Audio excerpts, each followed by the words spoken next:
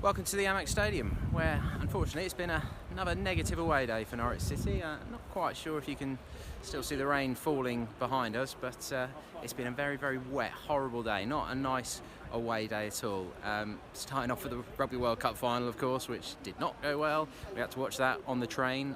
England getting beaten by South Africa, so that wasn't the best of starts, but then we got absolutely drenched going the 5-minute walk from Falmer Stadium just outside the main stadium, and honestly absolutely drenched through. So we were worried we were onto a bad thing from the start, really. And yeah, a 2-0 defeat. It's 5 losses in 6 for Norwich, unfortunately, and still second from bottom as I'm recording. Watford were losing to Chelsea, so we know that will be the clash of the bottom two on Friday night at Carrow Road.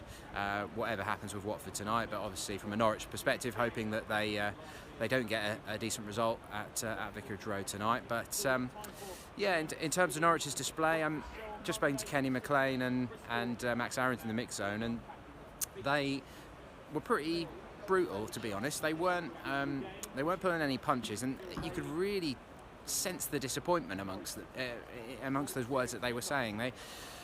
They're really quite down with this one, because this isn't one where they, if you think at the end of the season when a team is maybe heading towards relegation, people start saying the things like they're throwing in the towel, they're not trying hard enough. There wasn't any of the not trying hard enough today. I think if anything, it's more that they've got to be cool under pressure, and Emi Buendia is probably the prime example of that. To be frank, we all know he's an emotional guy, and he was in the thick of what was probably the majority of the attacking work for Norwich, and was probably the most creative threat. But he was taking too many touches. He was overplaying. Things were breaking down for him. Early second half, for instance, he manages to get into the box, and rather than try and put the ball across the face of the goal, he tries to get a penalty when he's under a bit of pressure from Lewis Dunk, and that's kind of summed up Norwich's day, really. He couldn't unpick the lock, and Pukki is looking an increasingly frustrated figure. So the goals came 68th minute. Leandro Trossard, his Belgium international, he'd come off the bench about 10 minutes before. Quite a simple goal. Brighton deserved it. They had plenty of chances. Tim Krul with a couple of saves in both halves, both good saves. Alex Tettey had actually headed onto the roof of his net as well, and yeah, Trossard essentially just gets across Ben Godfrey and Tim Krul at the near post after a throw-in routine on the right. The right back Montoya curls in a cross which beats Jamal Lewis, and yeah, he's able to poke it past Krul and Godfrey at the near post.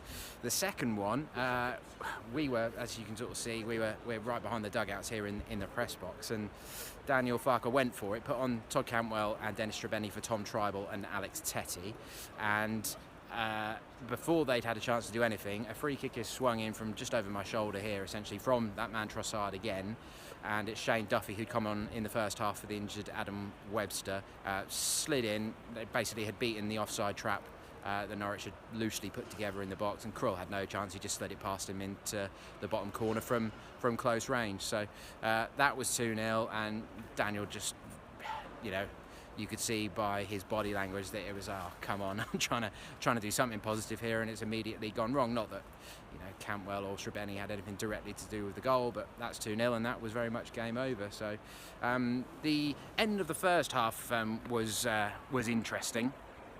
There was a VAR check in there, and Max Aarons has told us after the game he thinks that was for a late Malpai challenge on him after he'd cleared a Connolly shot off the line, and it was just a chaotic few minutes. Like I say, that Tettey header onto the roof of the net was in the mix, a good save from Krul with his feet, Godfrey chucking himself through the air heroically. It was all going off. Somehow Brighton didn't get that goal before half-time, but as I say, they did the job second half.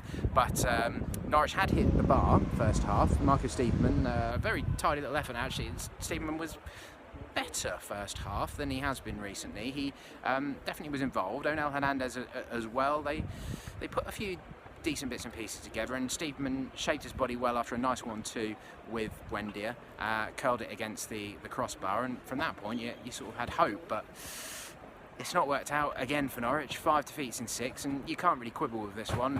58% of possession. Brighton had 21 shots, 7 of them on target. So you finish a game with those sorts of stats, and you can't really argue against the result.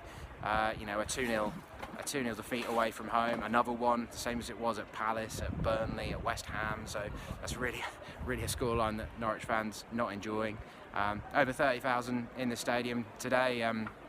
The Norwich fans were in that end, and about 2,000 of them, I think it was. And yeah, I guess the fight over away memberships isn't really going to be rumbling on for too much longer, because you've got to be quite a brave Norwich fan to go to away games at the moment, frankly. That's 7 away games this season, including the Crawley Cup game, where there's still only 1 goal scored, and that was, of course, that Pukki goal at Liverpool on the opening night, which was at 4-0 down. So yeah, it's a tough one at the moment, and it really does pile quite a lot of pressure on the game against Watford on Friday night. If they're not to get a win, or at least a point from that one at home, going into the international break, then there's going to be some real hard questions that need to be asked in terms of whether they have to make some fairly drastic changes to sort of hit the reset button and get a foothold in this Premier League campaign, because at the moment they're not a terrible team. Obviously, there's still a lot of the assets which brought them to the Premier League, but they're just not quite.